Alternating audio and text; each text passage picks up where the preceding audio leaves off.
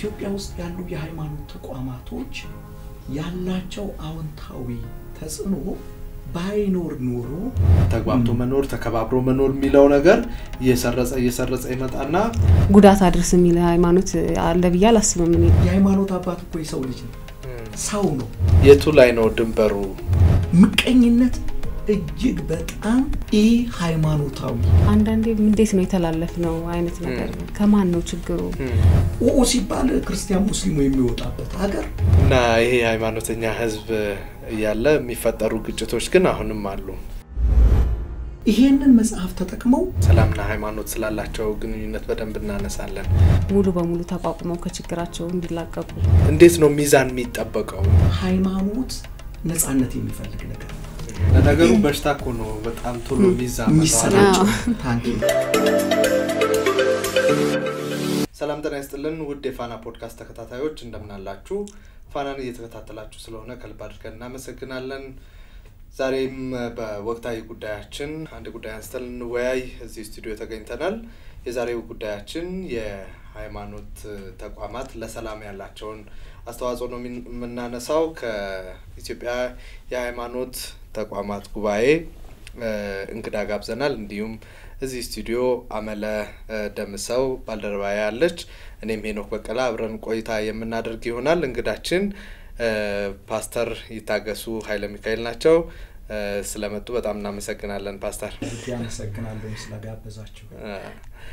ያው በሰላም ጉዳይ በጣም በሰፊው እናወራለን። እንደው ግን የኢትዮጵያ ሃይማኖት ተቋማት ጉባኤ እርሶ በህዝብ ግንኙነትም ዛም ስለሚሰሩ በደንብ ደሞ ሰፊ ጊዜም ስለሰሩበት ያቁታል በደንብና እንደው ከተለያየ ሃይማኖት የተውጣጡ ሰዎች ናቸው እዛ ተቋሙ ውስጥ ራሱ የሚኖሩትና ትንሿ ኢትዮጵያ ማለት ምንችል ይመስለኛል። የተለያየ ሃይማኖት የተለያየ የኑሮ አይነት የመጣ ሰው ስለሆነ ያለውና ምን ይመስላል እሱን ድባብ? እጅግ አድርጌ በድጋሚ አመሰግናለሁ። እንግዲህ የኢትዮጵያ ሃይማኖት ተቋማት ጉባኤ ቀደም እንደተባለው በ2003 ዓመተ ምህረት ነው የተመሰረተው። 14 አመታትን አቋርጦ እንግዲህ ዛሬው ላይ ደርሷል። እድሜውም ዘለግ ያለ ነው። በተቋሙ ውስጥ ያሉትን ሰራተኞች እንደዚሁም ደግሞ የሥራ አስፈጻሚ ቦርድ አባላት እንደዚሁም የበላይ ጠባቂዎች አደረጃጀቱን በአጠቃላይ ስንመለከተው የተለያዩ የሃይማኖት ተቋማት በትብብር በጋራ ጉዳይ ላይ የሚሰሩበት ትልቅ ተቋም ነው። ልዩነቶች አሉ፣ ያስተምሮ ልዩነቶች አሉ፣ የታሪክና የባህልም የሃይማኖታዊ ባህሎችም ልዩነቶች አሉ። እነሱን አክብረን ጠብቀን በጋራ ጉዳይ ላይ ደግሞ ተባብረን እጅ ለእጅ ተያይዘን በጋራ የምንሰራበት አንዳችን ካንዳችን በጣም ገንቢ የሆኑ እጅግ ጠቃሚ የሆኑ ትምህርቶችን እየወሰድን እዚህ የደረስንበት ነው ማለት ይቻላል። ትንሿ ኢትዮጵያ ነችን ብንል ትክክል ነው ብሎ መውሰድ ይቻላል። ከብሔርም አንፃር አስበንበትም ባይሆን ተዋጽኦ የተለያየ ብሔር ብሔረሰቦች ያሉበት ተቋም ነው። በእውቀትም ደረጃ ብንል የሃይማኖታዊ እውቀትም ሴኩላርም እውቀት ያለበት በመሆኑ በሳል እንደዚሁም ደግሞ የተጋጩትን ማስታረቅ የሚችሉ በሰላም ጉዳይ ላይ ትልቅ ልምድ ያላቸው በሀገር ውስጥም በውጭም ሀገር ልምድ ያካበቱ ትልልቅ ሰዎች ያሉበት ተቋም ነው። በዚህ ደረጃ ነው እንግዲህ ተቋሙ መግለጽ እንችላለን። ሶስተኛው ዓለም አቀፍ የሰላም የአብሮነትና የልማት ጉባኤ ተካሂዷል። አንዱ አዘጋጅ ደግሞ የእናንተ ተቋም ነበር፣ የሃይማኖት ተቋማት ጉባኤ የኢትዮጵያ ሃይማኖት ተቋማት ጉባኤ ነበርና እንዴት ገመገሙት? ጉባኤው እንዴት ነበር? ለሁለት ቀናት ነው ከግንቦት 5 ግንቦት 6 ድረስ የተካሄደው። እንዴት ነበር የሚለውንም ነገር አያይዘው ቢያነሱልን።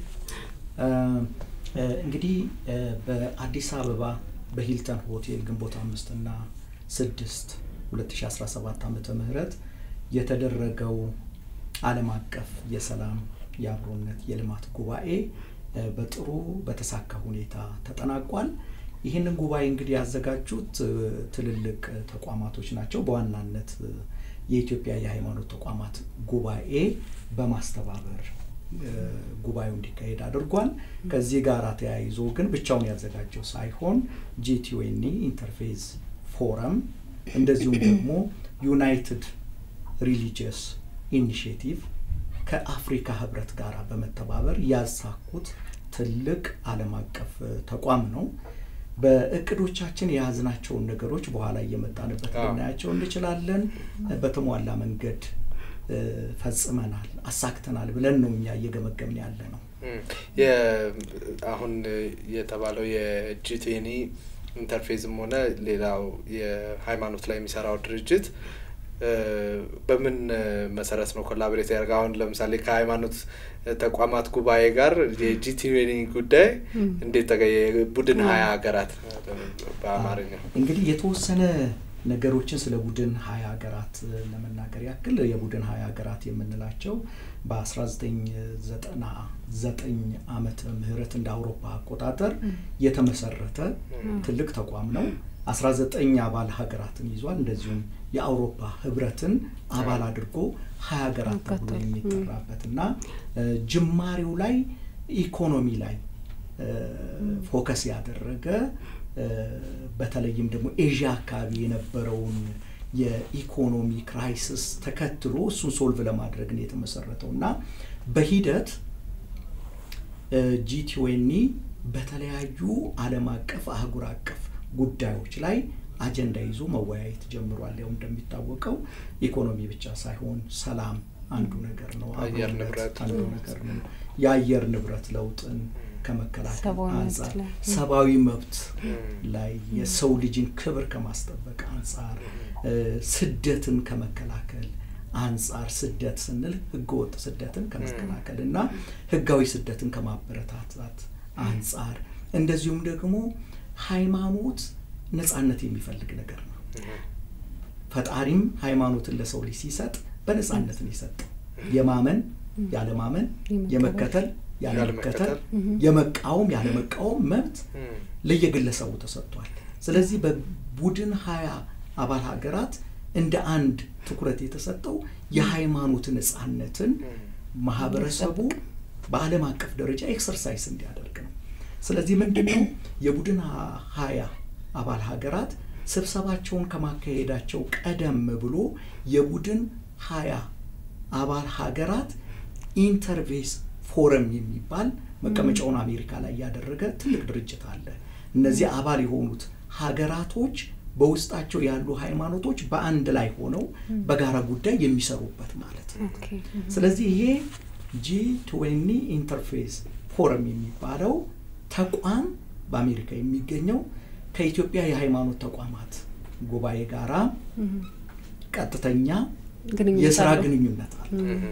ይሄን የሥራ ግንኙነት የኢትዮጵያ የሃይማኖት ተቋማት ጉባኤ በመጠቀም በዚህ በቡድን 20 ሀገራት ጉባኤ ውስጥ አፍሪካ እንደ አህጉር እንድትወከል ሎቢ ለማድረግ እቅድ ይዞ ከኢንተርፌስ ፎረሙ ጋራ ውይይት አድርጓል። በአሰራራቸው እንግዲህ የቡድን 20 አባል ሀገራት ውጪ የሆነ ሀገር ምን አይነት ስብሰባ ሆስት ማድረግ ማዘጋጀት አይችልም።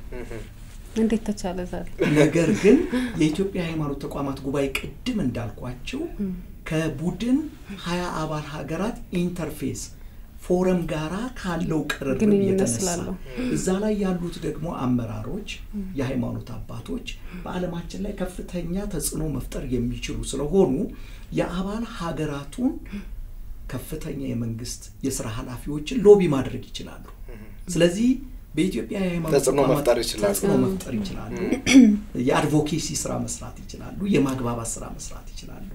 ከዚህ በመነሳት እንግዲህ የኢትዮጵያ የሃይማኖት ተቋማት ጉባኤ ያነሳውን ጥያቄው የመጀመሪያ አንሻ አይደለም። በነገራችን ላይ የኢትዮጵያ የሃይማኖት ተቋማት ጉባኤ በተለያየ መንገድ የተለያዩ ተቋማት አንስተውታል።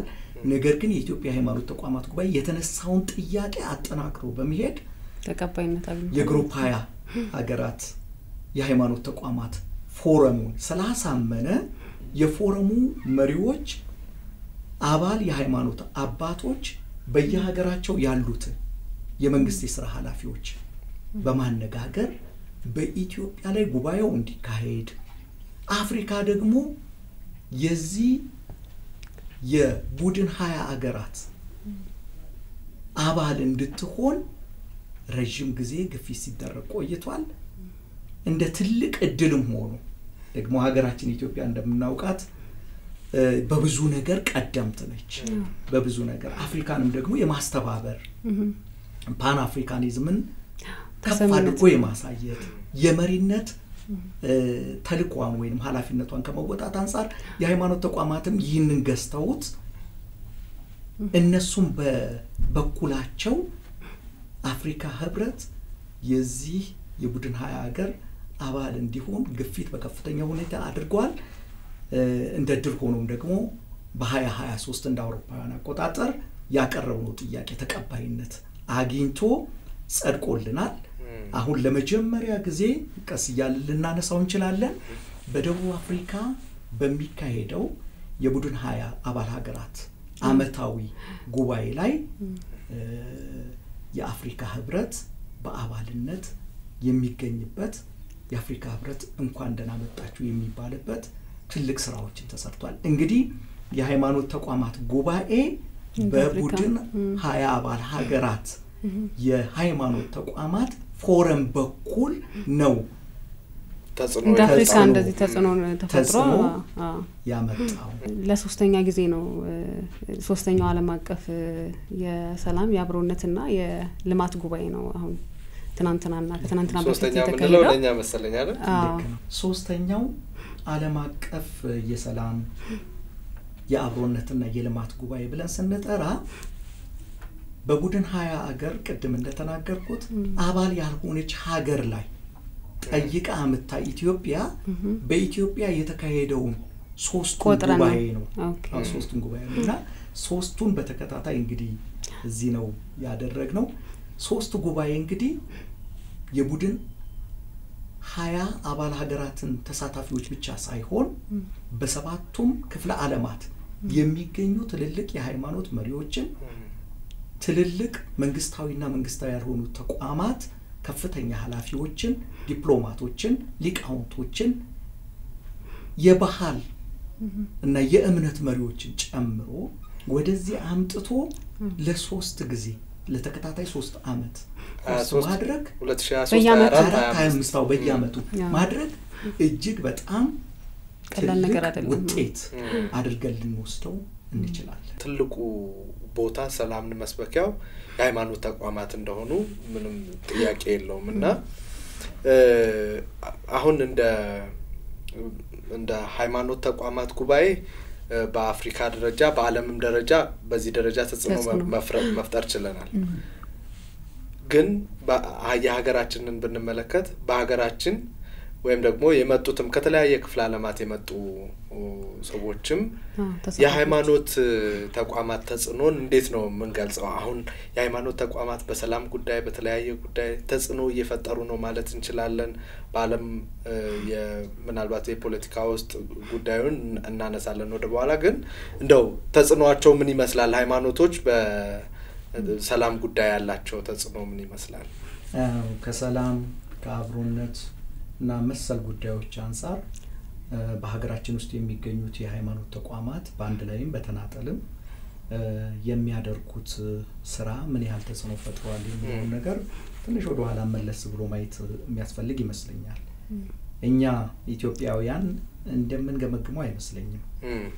ወደ ኢትዮጵያ ሃይማኖቶች ሲገቡ ሁሉም ሃይማኖቶች በሰላም ሊገቡት ይሄ ኢትዮጵያን በአለም ላይ ልዩ ያደርጋታል። በጦርነት የገባ በግጭት የገባ ሃይማኖት የለም።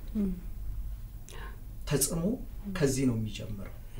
በሰላም ተቀብሎ ከማስተናገድ ቀድሞ የገቡ ሃይማኖቶች ሌላ ሃይማኖት ተከትሏቸው ሲመጣ እንዳትገባ ከገባ እንተላለቃለን የሚል አመለካከት አስተሳሰብ በኢትዮጵያ ውስጥ በታሪካችን የለም። የመጡትን ሃይማኖቶች አክብረው ተቀበለው ልዩነታቸውን ደግሞ ጠብቀው ተቀብለው እንደውም ሃይማኖታቸውን ሊያስፋፉበት የሚያስችሉ ሁኔታዎችን አካባቢዎችን በመፍጠር ኢትዮጵያ ታሪካዊ ሀገር ነች። የሃይማኖት መቻቻል መከባበር አንድነት ህብረት ምሳሌ ነች ብንል ማጋነን የሚሆን አይመስለኝም። ሃይማኖቶች ወደ ሀገር ከገቡ በኋላ በተለያዩ ቦታዎች ላይ በነጻነት በሰላም በመመካከር ሰፊ ስራ ሰርተዋል። አብያተ ክርስቲያናቶች ሲገነቡ የሙስሊሙ ማህበረሰብ ብቻ ሳይሆን የሙስሊሞች ተቋማቶች ሳይቀሩ እንደ ተቋም በተቋም ደረጃ ለአብያተ ክርስቲያናት ግንባታ የተለያዩ ድጋፎች አድርገዋል። ይሄ እስካሁንም ድረስ ያለ ረጅም ዘመናትን የቀጠለ ነው። በተመሳሳይ በሀገራችን የተለያዩ ቦታዎች መስጊዶች ሲገነቡ ክርስቲያኖች ቦታ የሰጡበት ቦታ አለ። ክርስቲያን ሆነው መስጊድ እንዲገነባ እሱ ብቻ አይደለም። ቅድም እንዳልኩት መስጊዶች በሚገነቡበት ጊዜ የክርስቲያኑ ማህበረሰብ የአካባቢው ማህበረሰብ ብቻ ሳይሆን የክርስትና ሃይማኖት የሁሉም ማለታችን ነው። የኦርቶዶክስም የካቶሊክም የወንጌላውያንም የአድቬንቲስቱም እያልኩኝ ያለሁት ሁሉም ክርስቲያኖች ለሚገነባው ለሚታነጸው መስጊድ እንደ ተቋምም እንደ ግልም እንደ መሪነትም አበርክቶ ነበራቸው። እንደዚህ አይነት ታሪኮች በሌሎች ዓለሞች በስፋት መሬት ነክቶ እናገኛለን የሚለውን እጠራጠራለሁ። ምናልባት ሰፊ ጥናት ሊጠይቅ ይችል ይሆናል ያስባለሁ። ከዚህ ጋር አሁንም ማሳሳት የሌለብን መካድ የሌለብን በዚህ እውነታ እንደ ኢትዮጵያ መኩራት ያለብን ነገሮች አሉ። ግጭትን በተመለከተ ግጭት በቤተሰብ መካከል አለ። ተፈጥሯዊ ነው ግጭት።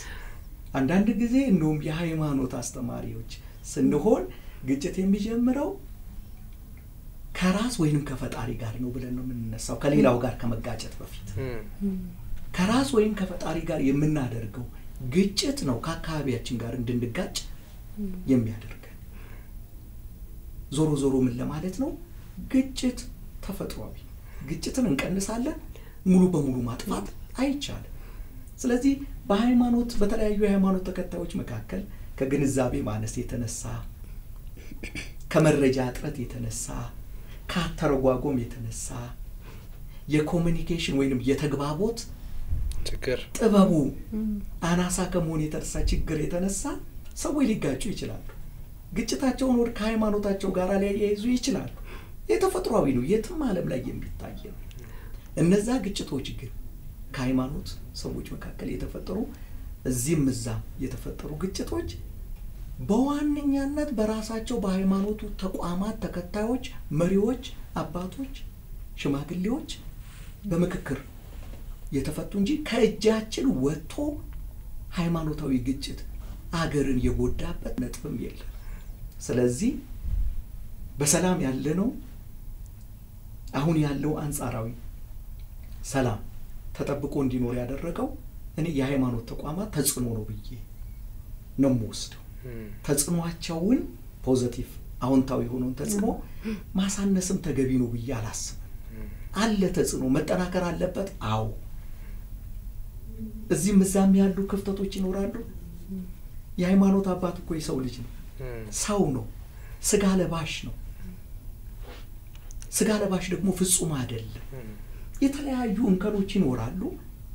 የሃይማኖት አባት፣ የሃይማኖት መሪ፣ የሃይማኖት ቤት ሰው ደግሞ ልቡ ርኅሩህ ይመለሳል፣ ነገሮችን ማስተካከል ይችላል። ስለዚህ ይሄንን ሐሳብ ጠቅለል ለማድረግ በኢትዮጵያ ውስጥ ያሉ የሃይማኖት ተቋማቶች ያላቸው አዎንታዊ ተጽዕኖ ባይኖር ኖሮ እንደ ሀገርም መኖር አንችልም። ፈጣሪ ማግዞ ጸሎታችንንም ዱዓችንንም ተቀበሉ እርስ በርሳችንም ደግሞ የሚነሱ ጥቃቅን ነገሮችን በመመካከር በመግባባት እየፈታናቸው እዚህ ደርሰናል። አሁን እጃችን ላይ ያሉ ችግሮችም የማይፈታ ችግር የለም፣ ቀላል ናቸው። መነጋገር፣ መመካከር፣ እንደ ሃይማኖት አባት እንደ ሃይማኖት ሰው መጸለይ፣ ወደ ራስ መመለስ፣ ወደ ውስጥ ማየት እና መፍታት ነው። በታሪክ ያየናቸው ችግሮች በላይ ከባድ ችግር ተፈጥሮ ኢትዮጵያ የምትባል ሀገር ማትኖርበት ደረጃ ላይ መድረስ አንችልም ነበር ወይ? እንዴት አለፍናቸው? የሃይማኖት ተቋማት አንድነታችንን አስጠብቀው መከባበራችንን እርስ በራስ መደጋገፋችንን ክርስቲያን ከሙስሊሙ ጋር በአንድ ማዕድ እየተመገበ ልዩነቱ ላይ ሁሉ እያወራ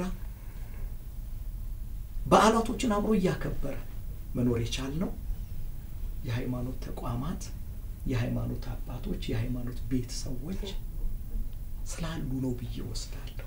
በኔ ግን ለመረዳት አሉታዊውን ነገር አጉልቶ ማምጣት በኔ ግን ለመረዳት የአባቶችን ክብር ዝቅ ማድረግ ተደማጭነትን ማሳጣት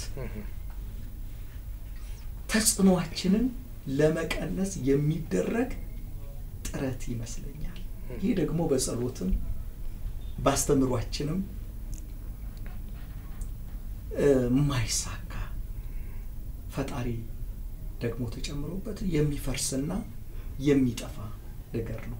አሁን ያለው መልካም ነገር ላይ እየገነባን እጅ ለእጅ ተያይዘን ፖሊስ ባልነበረበት ጊዜ የኑሩ የሃይማኖት ተቋማቶች በአንድነት ጦርነት በነበረ ጊዜ ችግር በነበረ ጊዜ አንድ ላይ የዘመቱ የተለያዩ የሃይማኖት ቤት ሰዎች የሃይማኖት ተቋማቱ ባይሆን የሃይማኖት ቤት ሰዎች ያሉበት ሀገር ሲባል ክርስቲያን ሙስሊሙ የሚወጣበት ሀገር ወርቆ ሲገኝ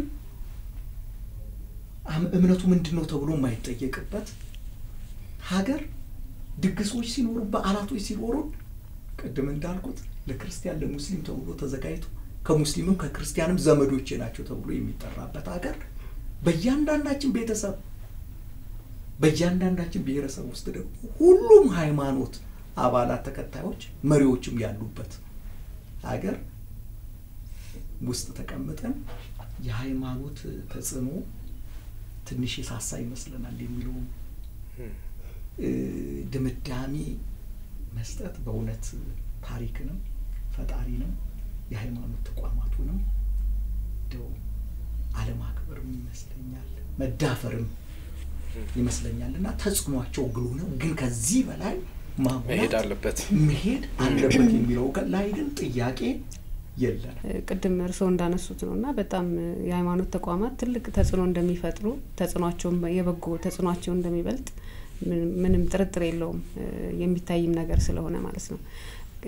ምንድነው ግን አንድ ትንሽ የህጸጽ ስትገኝ ከብዙ ጥሩ ነገር ትንሽ ነገር ስትገኝ ያቺ ነገርም በጣም የምትሰፋውበት ጊዜ አለና ምንድነው አሁን አንዳንዴ በጣም ከሃይማኖተኛ ያው የሃይማኖት ተከታዮች ቅድም እንዳልከው በተለያየ መንገድና ከእንደዛ አይነት ማህበረሰብ የማይጠበቅ ነገርም አልፎ አልፎ የሚስተዋሉም ይኖራሉ ከግጭቶችም በተጨማሪ በተለያየ ቦታዎች እና የሃይማኖት ተቋማት አሉ አባቶች አሉ የሃይማኖት አባቶች ከፍተኛ ተሰሚነት ያላቸው አሉና አንዳንዴ እንዴት ነው የተላለፍነው አይነት ነገር ከማን ነው ችግሩ ከተከታዩ ነው ወይስ ደግሞ ከተቋም ከሃይማኖት አባቶች ነው ምንድነው ላለሁኝ አንዳንዴና እንደው በርሶ ግምገማ ምንድነው ይላሉ አንዳንዴ እንደዛ አይነት ነገሮች የሚፈጠሩት?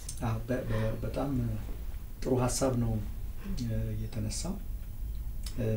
ቀደም እንዳልኩት በሃይማኖት ተቋማት ውስጥ ያሉ አባቶች አገልጋዮች በአጠቃላይ ሰው መሆናቸው መዘንጋት የለብንም። ስጋ ለባሽ ሰዎች ናቸው።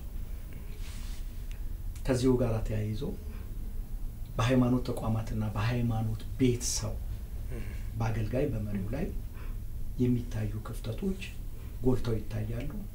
ልክ ነው። መጽሐፍ ቅዱሳዊ ሃይማኖታዊ ነው። በነጭ ልብስ ላይ ጥቁር ነገር ጠብ ስትል ጎልቶ እንደሚታየው ሁሉ ማለት ነው። አስተዋጽኦአቸውን አናሳንስ። እዚህ የደረስነው በአብሮነት በአንድነት በመተጋገዝ በመደጋገፍ እዚህ የደረስነው የሃይማኖት ሀገር ስለሆነች ነው። የተቋማቱ ተጽዕኖ በጎ ተጽዕኖ ከፍተኛ ነው የሚለውን አነሳን እንጂ ችግሮች የሉም አላለም።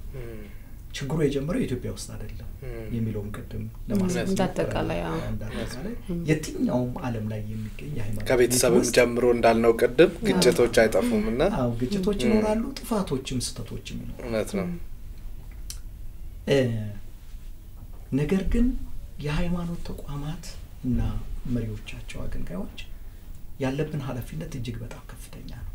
ከሌላው ማህበረሰብ በበለጠ ፈጣሪም ተልኮ የሰጠ ኃላፊነት የሰጠ በምድር ብቻ ሳይሆን በሰማይም የምንጠየቅ እንደመሆናችን መጠን የሃይማኖት አባት እንደ ሃይማኖት አባትነቱ ሊኖር ይገባል። በርካታ ምሳሌ የሚሆኑ አባቶች ቢኖሩም ቀደም እንዳለው በነጩ ልብስ ላይ ነጥብ ጎልታ እንደምትታየው ስህተቶች ችግሮች አሉ። እነዚህ ስህተቶች ችግሮች የመግራት የማረም የማስተካከል ኃላፊነት ደግሞ የሁሉም የሃይማኖት ተቋማት ነው። የሁሉም የሃይማኖት መሪዎች ኃላፊነት ነው። ከሁሉ በላይ የሃይማኖት መሪዎች እና አገልጋዮች የሚጠበቅባቸው ኃላፊነት ለማህበረ ምእመናኑ መልካም ምሳሌ ሞዴል መሆን። ምን ማለት ነው ይሄ? የምንናገረውንና የምናስተምረውን ከምናደርገው ተግባር ጋራ ማስታረቅ ማስማማት አለ። አትስረቅ እያልኩኝ የምሰርቅ ከሆነ መለያየት፣ መከፋፈል፣ ዘረኝነት፣ አድመኝነት፣ መለያየት፣ ምቀኝነት እጅግ በጣም ሃይማኖታዊ ጉዳዮች ናቸው እና ተስማሙ ታረቁ ብዬ እኔ የምጣላ ከሆነ የማጣላም ከሆነ ንግግሬ፣ አስተምሮዬ፣ እምነቴና ተግባሬ ምን አላሉ እነሱን ራሱ ማጣጣምና ማስታረቅ ይገባናል። ከዚህ አንፃር የሃይማኖት ቤት ሰዎች በተለይም አገልጋዮች በተለይም መሪዎች አባቶች ለማህበረ ምእመናኑ ከተግባራቸው የሚመነጭ መልካም ምሳሌነትን ማሳየት እጅግ በጣም ይጠበቅባቸዋል። አለበለዚያ ከንቱ ልፍለፋ ነው የሚሆንብን። ከዛ በመቀጠል የሃይማኖት ተቋማት ሰላምን ከማጽናት አብሮነትን ከማጠናከር ያሉትን ችግሮች ከመፍታት አንፃር ያላቸው ሚና ሞዴል ከመሆን ባሻገር እረኛ ናቸው። እረኛ ስንል እረኛ የሚጠብቃቸውን በጎች በመልካም መስክ ላይ ወስዶ እንደሚያሰማራ ሁሉ የሃይማኖት አባት የሃይማኖት አገልጋይ ማህበረ ምእመናኑን መልካም መንፈሳዊ ምግብ እንዲመገብ የማስተማር የመስበክ ኃላፊነት አለበት። ይሄን በእቅድ ይዘን በጸሎት ደግፈን የፈጣሪ ኃይልም ተጨምሮበት እኛን የሚከተሉን ማህበረ ምእመናኖች እኛን እንዲመስሉ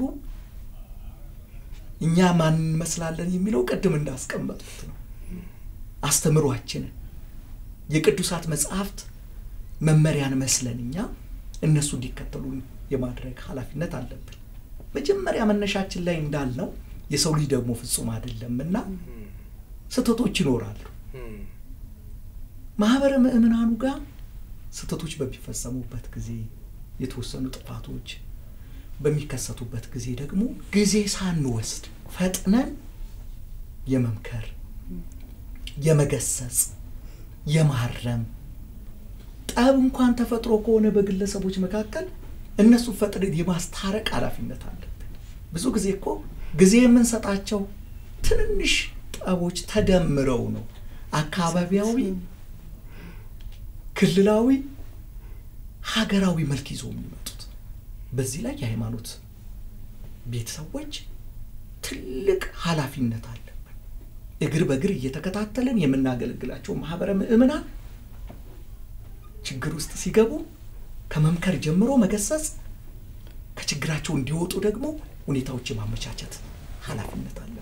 ይሄንን ማድረግ ከቻለን በእውነት በሰላም ላይ በአብሮነት ላይ በመተባበር በወንድማማችነት ላይ ከፍተኛ የሆነ ውጤት እናመጣለን ብዬ ገምታለሁ። የሃይማኖት ተቋማት አንዳንድ ጊዜ ይሄ የሰላምን ጉዳይ የእድገትን ጉዳይ አብሮ የመስራትን ጉዳይ በቃ ይሄ የመንግስት ጉዳይ ነው ብሎ ለመንግስት ሰጥቶ እኔ ፖለቲካ ውስጥ አልገባም ብሎ ዳሬ መያዝ አንዳንድ ጊዜ ደግሞ የሰላም ግንባታ ላይ የልማት ላይ እሰራለሁ በሚል ደግሞ ሄዶ ደግሞ ሚዛን ስቶ ወደ መንግስት ደግሞ የመሄድ ወይ ደግሞ ወደ ፖለቲካ መንግስትም ብቻ ላይ ሆን ይችላል ግን ወደ ፖለቲካው ጥግ የመሄድ እንደዚህ አይነት ነገሮች ይኖራሉና እንዴት ነው ሚዛን የሚጠበቀው?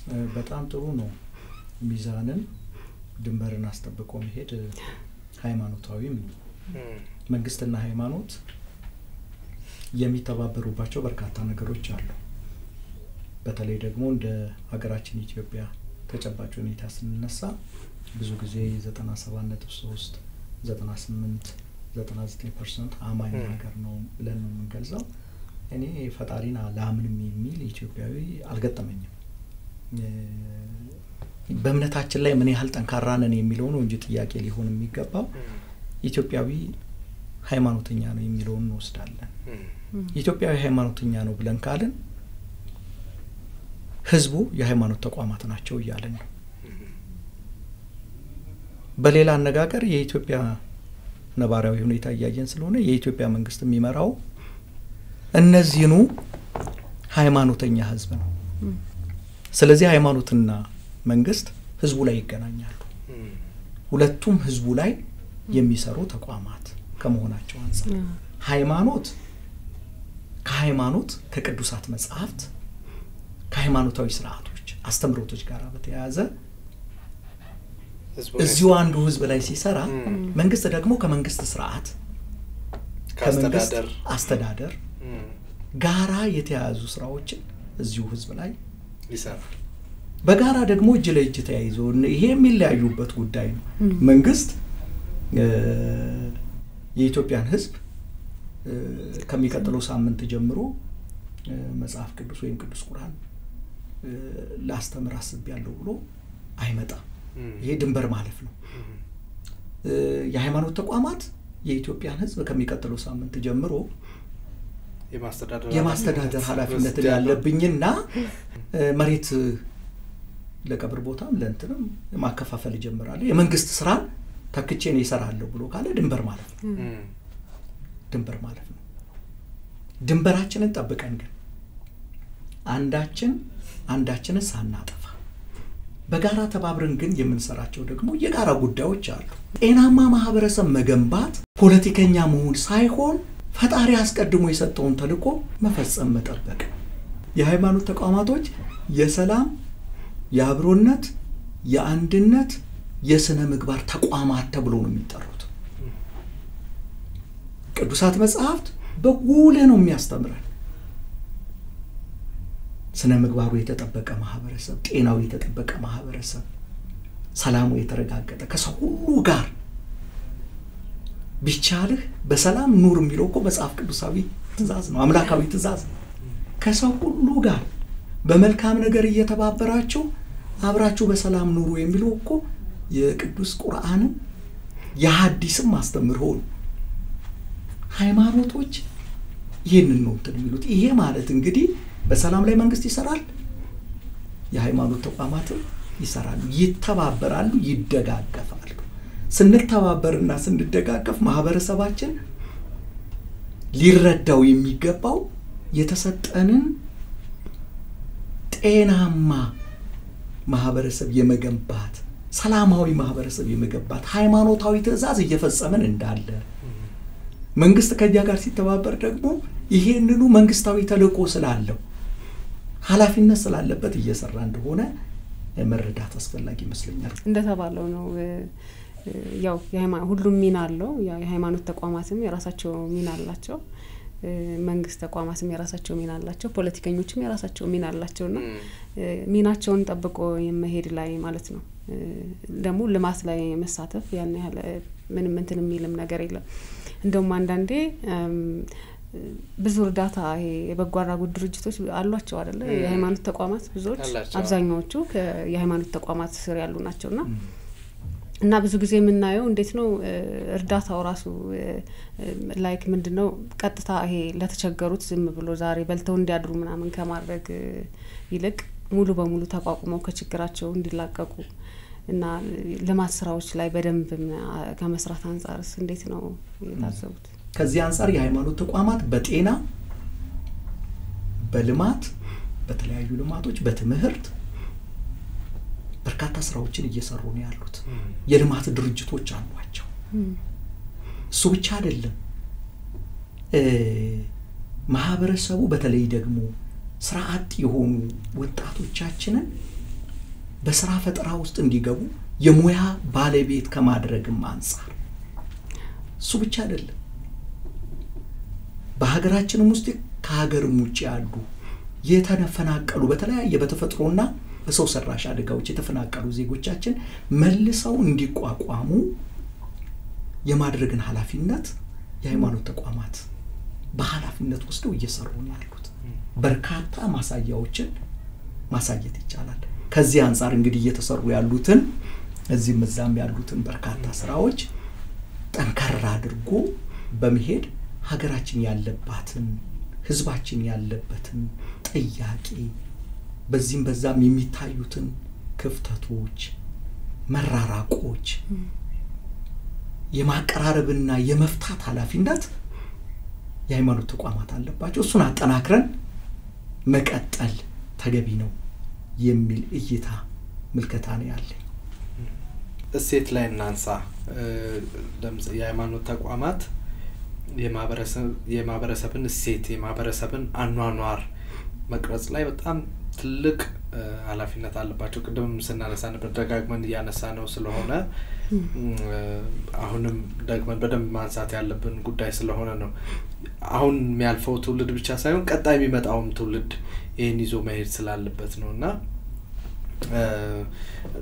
አሁን ለምሳሌ አንድ ልጅ ቢኖር ልጄን ማስተምረው ነገር በአብዛኛው ደግሞ ሃይማኖት የትውልድ ነገር ነው አይደል?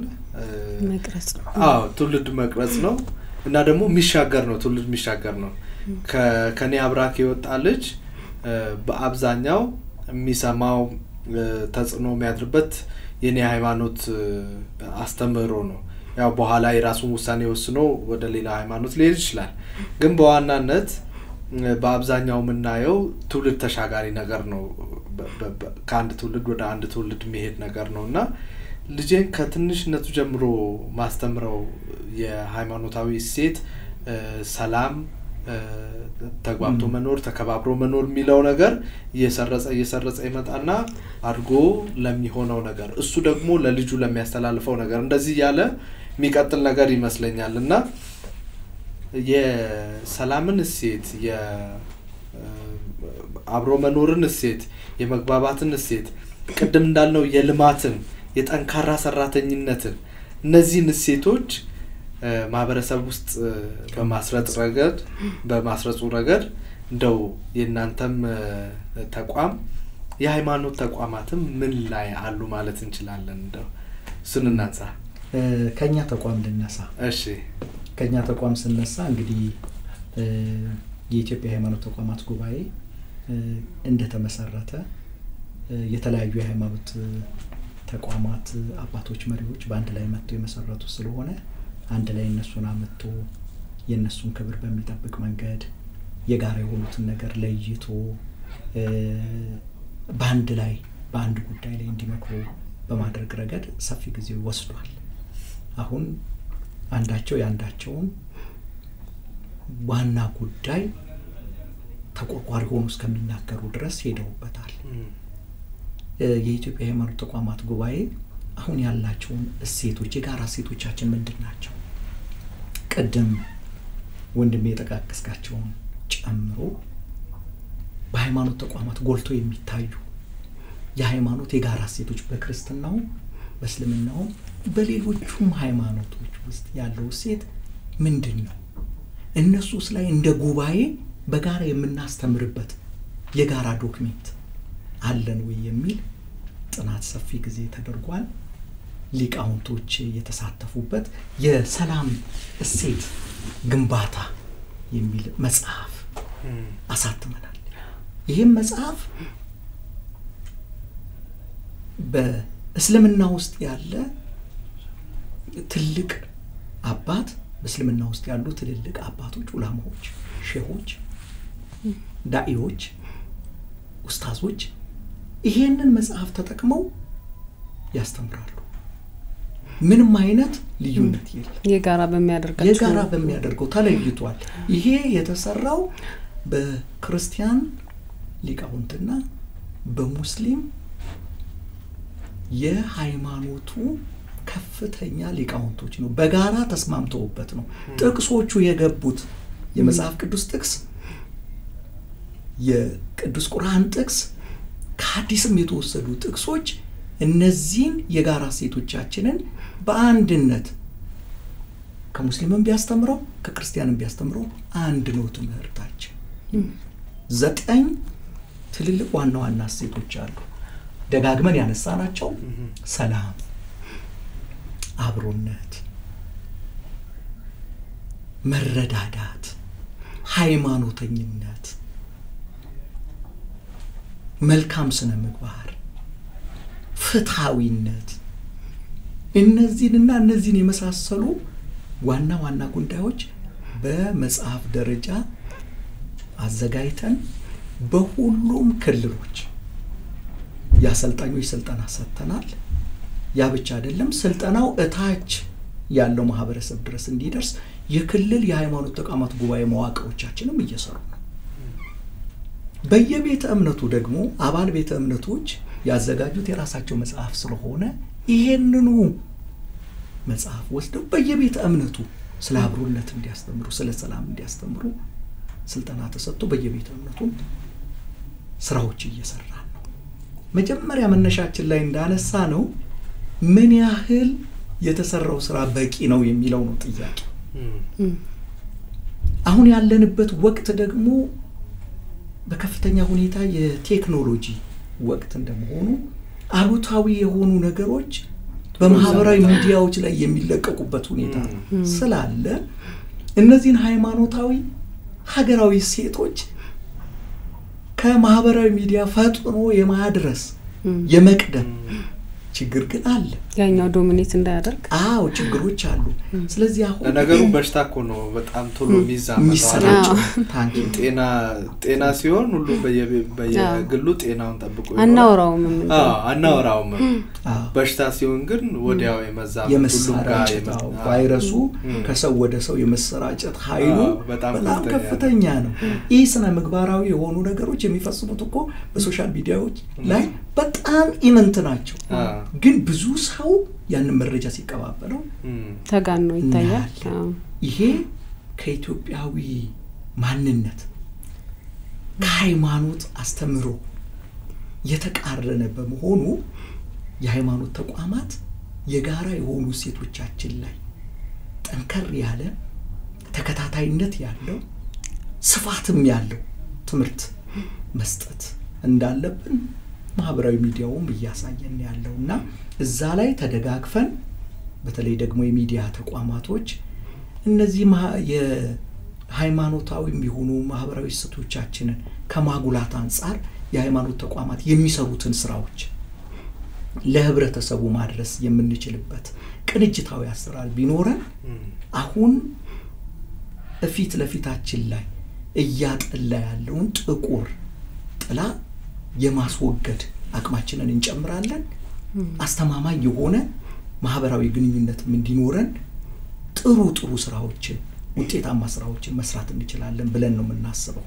ስልጠናው ነገር በጣም ደስ የሚል ነገር ነው ምክንያቱም አሁን የትኛውም ሃይማኖት ላይ አትግደል አትስረቅ እኔ ማቆይ ክርስቲና ሃይማኖት እንደዛ ነው የሚለው አትስረቅ በባለንጀሮች አንተ ራስ ላይ እንዲደረግ ማትፈልገውን ባለንጀሮች ላይ አታድርግ ምናምን አይነት ነገር ነው እና የትኛውም የሙስሊሙም የትኛውም ሃይማኖት እንደዛ ነው የሚለው ማለት ጉዳት አድርስ የሚል ሃይማኖት አለ ብያል አስበም እኔ በተለይ ኢትዮጵያ ውስጥ ማለት ነው እና የማስረጹ ጉዳይ ብዙ ጊዜ እንትናችን ግልብ ነገር ነው ከላይ ነው ሃይማኖተኛንን እንላለን ግን የሃይማኖተኛ የሚሰራውን ስራ እናደርግም ብዙ ጊዜ የተደራራሽነት ነገር የሚለው ብቻ ነው እንትን የሚለኝ እንጂ በጣም አሪፍ ነገር ነው ባለን ውስን ሀብት ባለን ውስን የሰው ኃይል የምንሰራው ነው ቀደምም ነው ለተደራሽነቱ በተለይ የሚዲያ አካላት ቢያግዙን ቢደግፉን እነዚህ የሚሰጡትን የማንነት ላይ ያተኮሩ የጋራ እሴቶቻችን ላይ ያተኮሩ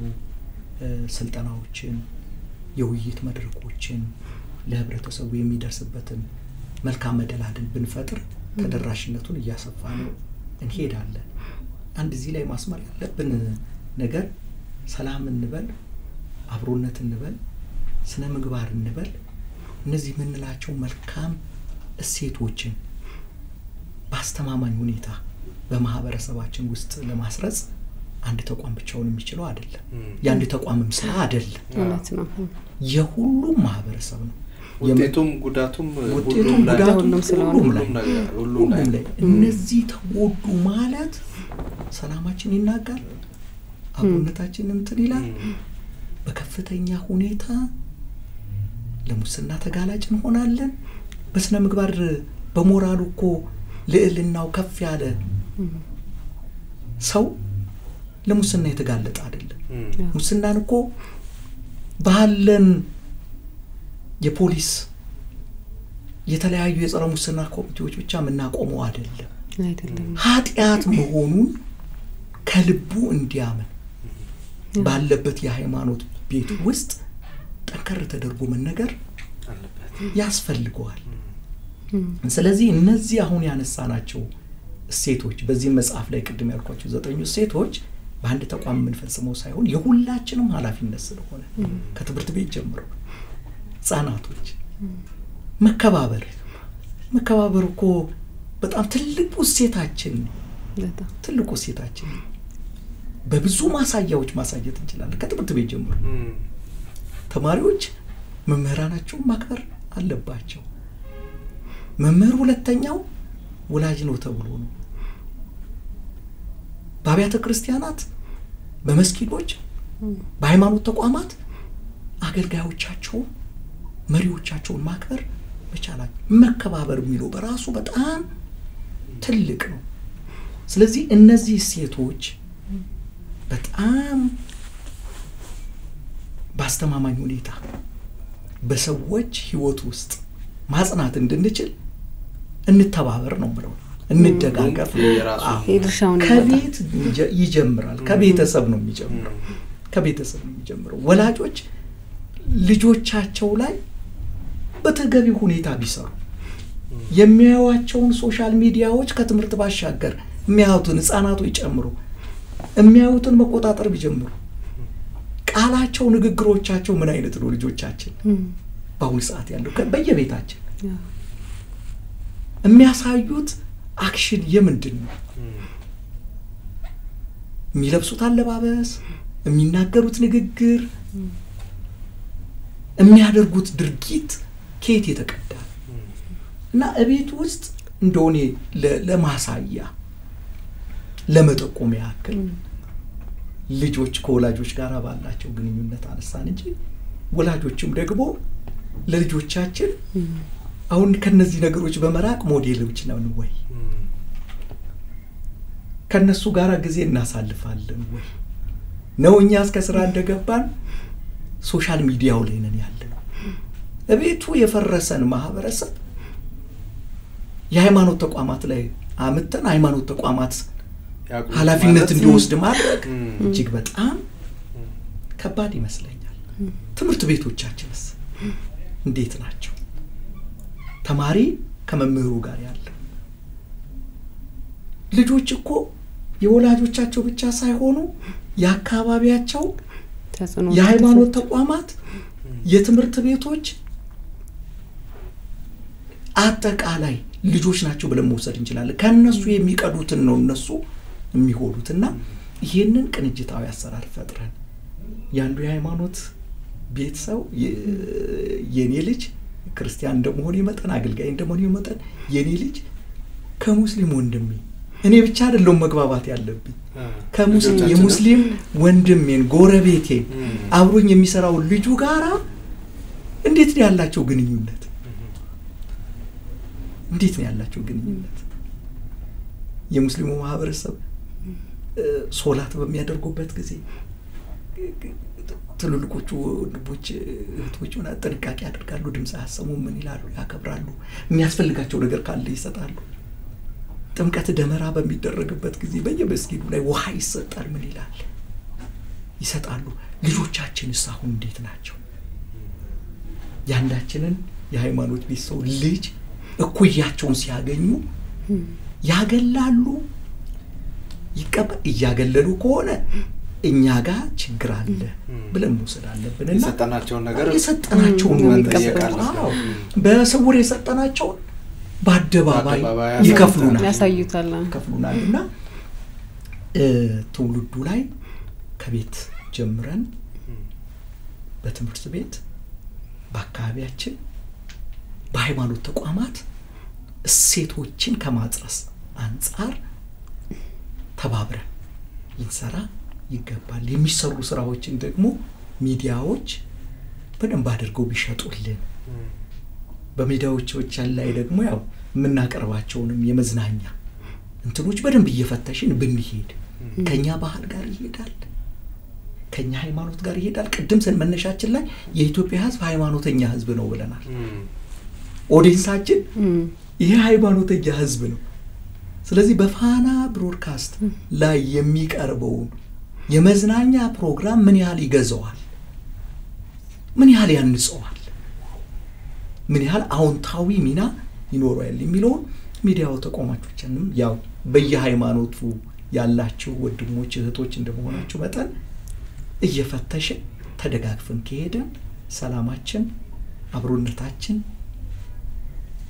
ፍትህም አንድነታችንም ወንድማማችነታችንም መረዳዳታችንም እምንላቸው ሴቶች በሙሉ ጎልተው ይወጣሉ የሚል ነው እይታይም ሐሳቤ እንግዲህ ስለ ሰላምና በተለይ ሰላምና ሃይማኖትን ከሀገራችን አንፃር በሰፊው አነሳን እንደው ወደ ጉባኤው ትንሽ መለስ እንበልና አንድ ጥያቄ ለማንሳት ጉባኤው አሁን የአፍሪካ ህብረትን ወደ ቡድን 20 ሀገራት እንዲቀላቀል ምክንያት ሆኗል የአፍሪካ ህብረት ወደ ቡድን 20 ሀገራት መቀላቀል የሚያመጣውስ ለውጥ ምንድነው ለአፍሪካውያን አስተዋጽኦ ምን ሊሆን ይችላል የሚለውን እሱን እናንሳ በጣም ጥሩ ነው ከዚህ በፊት በዚህ በቡድን 20 አባል ሀገራት ውስጥ አባል ሆና ከአፍሪካ የገባችው ደቡብ አፍሪካ ብቻ ነች ደቡብ አፍሪካ ባላት የአባልነት እድል ተጠቅማ የአፍሪካን ጥቅሞች አጀንዳዎች በቡድን 20 አባል ሀገራት ስብሰባዎች ግንኙነቶች ላይ ቦታ እንዲይዙ ለማድረግ ጥረት ስታደርግ ነው የቆየችው አሁን ደግሞ አፍሪካን እንዳጠቃላይ እንደ አፍሪካ የአፍሪካ ህብረት ወክሎ በቡድን 20 አባል ሀገር ውስጥ በሚገባበት ጊዜ በዚያ በቡድን 20 አባል ሀገር በሚደረጉ ስብሰባዎች የዲፕሎማሲ ግንኙነቶች የርስ በእርስ ምክክሮች የአፍሪካን ጥቅም ለማስጠበቅ የአፍሪካ አጀንዳዎችን በቡድን 20 አባል ሀገራት ስብሰባዎች ላይ አጀንዳ አድርጎ ለማስቀመጥ ትልቅ እድል ይፈጥራል ቀደም ሲል ልክ እንደኛ ያሉ ተቋማቶች የአድቮኬሲ ስራ ነበር የሚሰሩት የመወትወት በጉባኤው የመታደም ጉባኤው ላይ አጀንዳ የማስያዝ ጉባኤው ላይ የመሳተፍ እድሉ ስለሌለ በሶስተኛ ወገን ነው የአፍሪካ ጉዳይ አጀንዳ የሚያገኘው አሁን ግን በቀጥታ ተወክላለች የአፍሪካ ህብረት በቡድን 20 አባል ሀገራት ውስጥ አጀንዳ የማስያዝ አባል ሆኖ የመሳተፍ ሙሉ እድሉን የተቀበለ ቢሆንም እንደ ኢትዮጵያ የሃይማኖት ተቋማት ጉባኤ ያሉ የሃይማኖት ተቋማቶች ደግሞ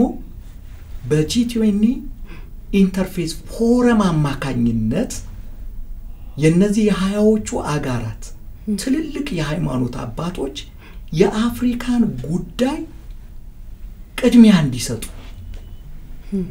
የአፍሪካ ሐሳብ እንዲደመጥ ሎቢ እንዲያደርጉልን የሃይማኖት አባቶቹ ለመንግስት ከፍተኛ የሥራ ኃላፊዎች የኛን ጉዳይ እንዲያሰሩ የኢትዮጵያ ሃይማኖት ተቋማት ጉባኤ አሁንም ከጂ20 ኢንተርፌስ ፎረም ጋር እየተባበረ ይሰራል።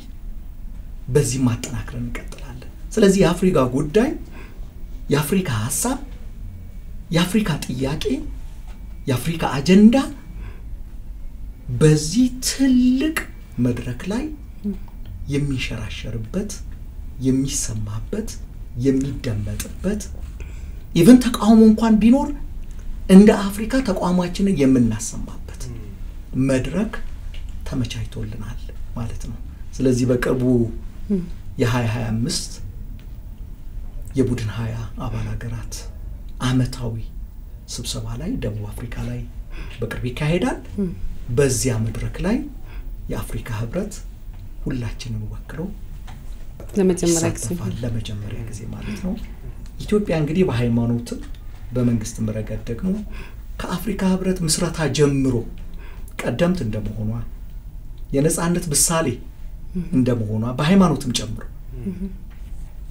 በመቻቻል በመከባበር ሞዴል እንደመሆኗ መጠን ይሄንኑ አስጠብቃ ደግሞ ለአፍሪካ እየጮኸች እንደምትቀጥል ተስፋ አደርጋለሁና ጥሩ ውጤት ይመጣል ብዬ ተስፋ አደርጋለሁ። በጣም ነው የምናመሰግነው መጋቢ አብረውን ቆይታ ስላደረጉ እጅግ አድርጌ አመሰግናለሁ። ተመልካቾቻችን አብራችሁን ስለነበራችሁ ከልብ አድርገን እናመሰግናለን። የሰላም ጉዳይን አንስተን እዚህ ስቱዲዮአችን በፋና ፖድካስት ሰፊ ውይይት አድርገናል። አብረውን የነበሩት እንግዳችን መጋቢ ይታገሱ ኃይለ ሚካኤል ናቸው። እንዲሁም ደግሞ ባልደረባዬ አመለ ደምሴ አብራን ነበረች። እኔም ሄኖክ በቀለ አብሬያችሁ ቆይታ አድርጌያለሁ። ስላደመጣችሁን ስለተከታተላችሁን አብራችሁንም ስለነበራችሁ ከልብ አድርገን እናመሰግናለን። ፋና መከታተላችሁን ቀጥሉ። ሐሳብ አስተያየት ካላችሁ በኮሜንት ሴክሽን ከስር መጻፍ ትችላላችሁ። እንዲሁም ደግሞ የኢሜል አድራሻዎቻችንም አሉ፣ እንደዚሁ ልታደርሱን ትችላላችሁ። አሁንም ከፋና ጋር አብሮነታችሁ ይቀጥል። መልካም ጊዜ